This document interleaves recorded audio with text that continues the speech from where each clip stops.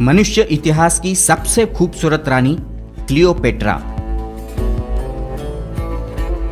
Cleopatra इतिहास में इतनी खूबसूरत शख्सियत के रूप में दर्ज है कि अगणित कलाकारों ने क्लियोपेट्रा के नयन नक्श, रंग रूप, मादकता पर अगणित पेंटिंग्स और मूर्तियां बनाई है।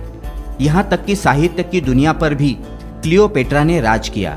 शेक्सपियर, ड्राइडन और बर्नार्ड शाह जैसे विश्व प्रसिद्ध नाटककार और कवियों ने उसके कई पहलुओं को पेश किया, पर क्लियोपेट्रा जितनी खूबसूरत थी उससे कहीं ज्यादा बुद्धिमान और षड्यंत्रकारी भी थी। कहते हैं कि क्लियोपेट्रा को 5 भाषाओं का ज्ञान था और वो एक चतुर नेता थी। यही कारण था कि वो बहुत जल्दी से किसी से भी जुड़कर उसके सारे राज जान लेती थी और इसी की बदौलत वो उस वक्त की दुनिया के 3 ताकतवर पुरुषों की प्रतिद्वंद्वी थी, जूलियस सीजर, मार्क एंथोनी और ऑक्टेवियन। क्लियोपेट्रा को अपने राज्य और अस्तित्व को बचाने के लिए काफी कुछ करना पड़ा और सहना पड़ा, जो रोचक है। क्लियोपेट्रा का जन्म 59 ईसा पूर्व अलेक्जेंड्रिया मिस्र में हुआ। उनके पिता फिलाडेल्फस मिस्र के राजा थे। जब क्लियोपेट्रा 17 वर्ष की थी तभी उनके पिता की मृत्यु हो गई। पिता की वसीयत के अनुसार क्लियोपेट्रा का भाई टोलेमी दियोनिसस को संयुक्त रूप से राज्य प्राप्त हुआ और क्लियोपेट्रा को मिस्र में सदियों से चली आ रही परंपरा के अनुसार अपने भाई से शादी करके राज्य संभालने में मदद करनी थी। क्लियोपेट्रा बुद्धिमान और अपने 5 भाई बहनों में बड़ी होने की वजह से उसके पिता ने बहुत पहले से ही अपनी शासन प्रक्रिया में उसे शामिल किया हुआ था। उस वक्त के उसके कामकाज और निर्णयों के चलते मिस्र के सैन्य अधिकारी और टोलेमी के सलाहकारों को लगा कि क्लियोपेट्रा अगर रानी बनती है तो वो राजा की बड़ी बहन होने की वजह से राजा का सुनेगी नहीं और खुद ही बहुत से महत्वपूर्ण निर्णय ले सकती है। इन बातों का असर टोलेमी पर भी होने लगा और वो भी उन लोगों के साथ मिलकर क्लियोपेट्रा के विरुद्ध षड्यंत्र रचने लगा। इन्हीं षड्यंत्रों की वजह से क्लियोपेट्रा को मिस्र से जान बचाकर सीरिया भागना पड़ा। 2-3 साल ऐसे ही लौट गए, पर क्लियोपेट्रा ने साहस नहीं खोया और उसी समय रोमन सम्राट जूलियस सीजर अपने दुश्मन का पीछा करता हुआ सीरिया आया। वहां उसने क्लियोपेट्रा को देखा और वो उसकी सुंदरता और मादक आंखों पर आसक्त हो गया। क्लियोपेट्रा की सुंदरता के जाल में फंसने के बाद वो उसकी ओर से युद्ध करके उसको मिस्र की रानी बनाने के लिए तैयार हो गया। जूलियस सीजर ने टोलेमी से युद्ध किया, जिसमें टोलेमी मारा गया और क्लियोपेट्रा मिस्र के राज सिंहासन पर बैठी।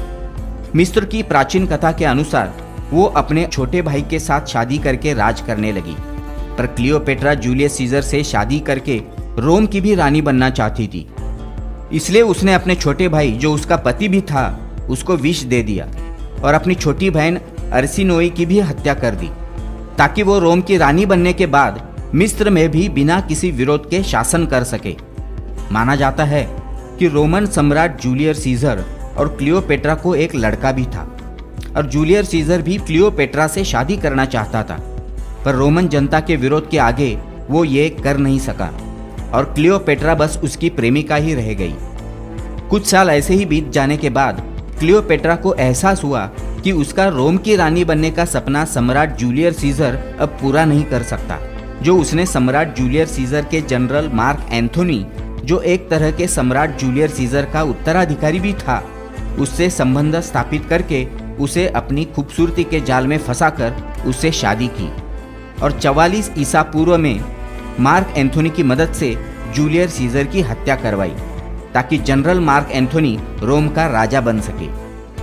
जूलियस सीजर की हत्या के बाद उसके भतीजे को यानी गायस ऑक्टेवियन सीजर को रोम के शासन का वारिस बनाया गया, जिसका मार्क एंथोनी ने जब विरोध किया तो उसके साथ क्लियोपेट्रा भी थी। दोनों ने मिलकर रोमन साम्राज्य से टक्कर लेने की योजना बनाई, लेकिन दोनों को ऑक्टेवियन की फौजों से पराजित होना पड़ा, जिससे ऑक्टेवियन सीजर रोम का सम्राट बना।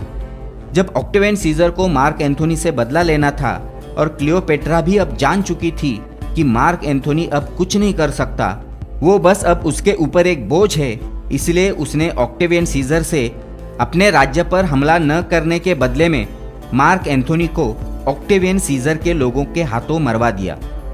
क्लियोपेट्रा ऑक्टेवियन को भी अपने रूप जाल में फांसकर रोम की सत्ता प्राप्त करने की योजना पर कार्य कर रही थी।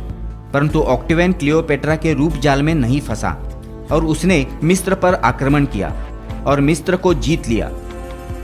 उस आक्रमण के दौरान क्लियोपेट्रा बहुत ही मुश्किल से अपने करीबी लोगों के साथ वहां से भागने में सफल हो पाई। उसके बाद वो कहाँ गई और उसकी मौत कैसे हुई, ये आज तक एक रहस्य है। पर बहुत से इतिहासकारों ने उसके मौत के अलग अलग सिद्धांत बताए हैं। कुछ का मानना है कि मिस्र का शासन क्लियोपेट्रा के हाथ से निकल जाने की वजह से वो नशीले पदार्थ का अति सेवन करने लगी, उससे उसकी मौत हुई। तो कुछ मानते हैं ऑक्टेवियन सीजर ने उसे पकड़कर मार डाला, तब वो कुछ 39 या 40 साल की रही होगी। पर यह बस लगाए गए कयास है। क्लियोपेट्रा की मौत असल में एक रहस्य ही बनी हुई है। क्लियोपेट्रा जन्म से ही बेहद खूबसूरत और बुद्धिमान थी।